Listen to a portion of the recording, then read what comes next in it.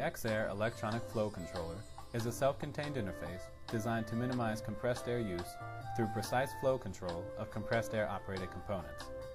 The EFC features an adjustable diffuse laser input sensor, comes pre-wired with a proper solenoid for your application, and is available with 120 or 240 volt power supply.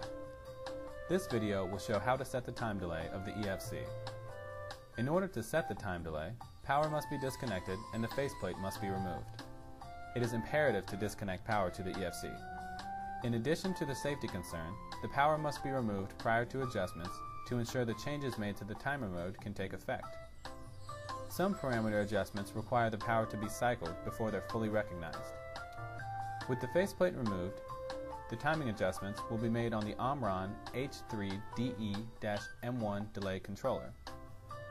Adjustments to the time delay are made with 3 dials: the main dial, the time unit dial, and the time range dial. You will also see an additional dial in the bottom half of the controller. This is the operating mode selector.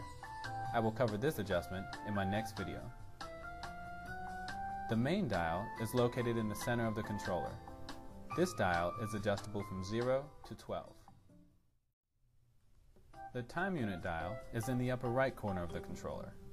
This is adjustable to seconds, minutes, hours, and 10 hours. Whatever base value you've selected will be carried out in these units. Then there's the time range dial in the upper left corner of the unit.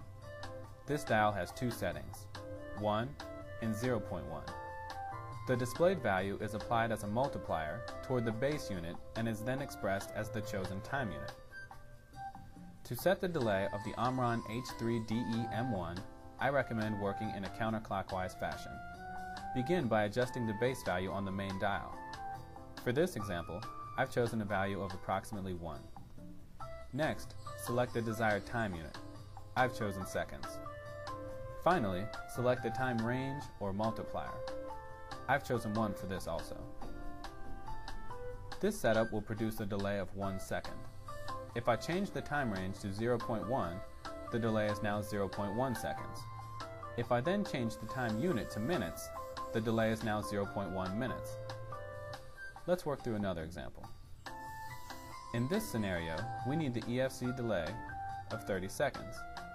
The largest value on the main dial is 12, so we won't be able to set it as easily as before. We can, however, set a delay for half a minute, which will achieve the same desired result. To do so, we change the main dial to 5, the time unit dial to minute, and the time range to 0.1. The 0.1 is multiplied by the main dial setting, producing a value of 0.5.